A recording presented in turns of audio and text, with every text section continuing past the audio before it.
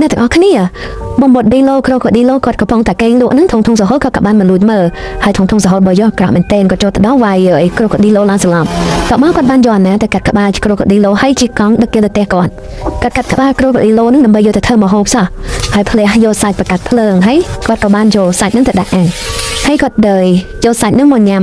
ហើយផឹកប៊ីយ៉ាមួយកែវទៀតនៅមានភាពបន្តទៀតណាទាំងអស់គ្នាការពិភាក្សាមុនណាទាំងអស់គ្នាបំបូឌីឡូក៏កំពុងតែកេងនឹងធំសហូតក៏មកកាត់ក្បាលបំបូឌីឡូយកទៅអាំងធ្វើសាច់ខ្លែមណាដល់ពេលនេះមិត្តភក្តិគាត់គូស៊ីនីបំបូឌីនីក៏មកដល់គាត់ឃើញបាត់មិត្តភក្តិគាត់ហើយគាត់មុំបើធំសារ៉ាមឃើញដបងបើធំសហូត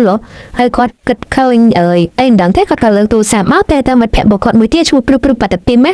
តែព្រឹបបាត់ពីមហើយជាមួយនឹងគូស៊ីនីហ្នឹងក៏គេពិភាក្សាគ្នាហើយឃើញព្រឹបបាត់ពីមក៏កំពុងតែមកអង្គុយជូតកាភ្លើងរបស់គាត់អត់ដឹងថាគាត់យកទៅធ្វើអីទេមកធូរក្រោយមកយើងឃើញព្រឹបបាត់ពីមក៏មកអង្គុយលើដើមឈើតម្រង់ទៅធំសហូតដែលកំពុងតែដេកលក់ហើយគាត់តម្រង់ទៅក៏បានចាំក្បាលធំសហូតរបស់យើងហើយធំសហូតគេបានចាំប៉ុណ្ណឹងហើយគាត់នៅតែអត់ក្រាតអីទៀតព្រឹបបាត់ពីមក៏បានមកយកសាកសពរបស់ធំសហូតហ្នឹងចេញទៅហើយគាត់ក៏បានយកធំសហូតមកពុះជាអស់ខ្លះយកមកកាត់ធ្វើជាឆ្នៃអត់ដឹងអីគេអ្នកទាំងអស់គ្នាចាំមើលទីទៀតមើលថាគាត់ឆ្នៃចេញជាគេហើយគាត់យកមកខាត់រហូតហ្នឹងទៅអាពុះមុនហ្នឹងគឺគាត់មិនមែនពុះអស់ហើយអ្នកទាំងអស់គ្នាគាត់ពុះយកមកធ្វើតុកតាហើយស្រាប់ដែលគាត់ខាត់មុនហ្នឹងគឺគាត់យកមកធ្វើជាកែវទឹកគាត់ក៏ខាត់វាដើម្បីឲ្យស្អាតបន្ថែមទៀតហើយគាត់ជាមួយនឹងដំបូឌីនីហ្នឹងគាត់ក៏បានយកកែវជាមួយតុកហ្នឹងយកមកប្រើប្រាស់រឿងរបស់យើងនៅមានភាពបន្តអ្នកទាំងអស់គ្នាការពិភាក្សាមុននេះយើងឃើញថាធំសហូតត្រូវបានព្រឹបបាត់ពីមកបាញ់ចំកណ្ដាលក្បាលអ្នកទាំងអស់គ្នាហើយគាត់បានយកទៅធ្វើជាគ្រឿងប្រើប្រាស់តែស្រាប់តែពេលព្រឹបបាត់ពីមួយនឹងប៊ុំបាឌីនីគាត់ផឹកហ្នឹងក៏គាត់ដួលស្លាប់អស់ទៅតែតាមពិតទៅល្បីក្បាលធំសហូតសោះ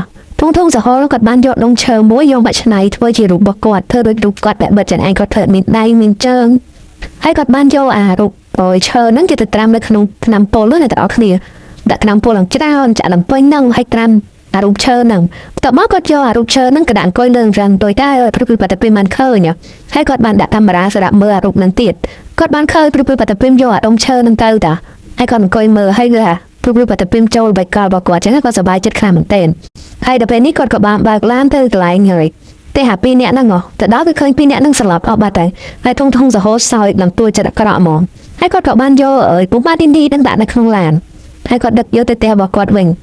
គាត់យកពុំបាឌីនីមកហ្នឹងតែពិតគាត់យកមកធ្វើគ្រឿងខ្លែមហ្នឹងគាត់ដាក់ពុំបាឌីនីទៅលើផ្ទះរយ100ឆ្នាំយកទៅដុតហើយគាត់ក៏បានទៅហាន់ស្ពៃប្រូកូលីដើម្បីឆាបន្លែបានបំបុកទៀតគាត់ខ្លាចញ៉ាំតែសាច់ទៅហើយឡើងជាអាស៊ីតទៅគាត់ដាក់នេះតមកគាត់ក៏បានកយផឹកវីយ៉ាញ៉ាំសប្បាយទីគេម្នាក់ឯងហ្នឹងទៅ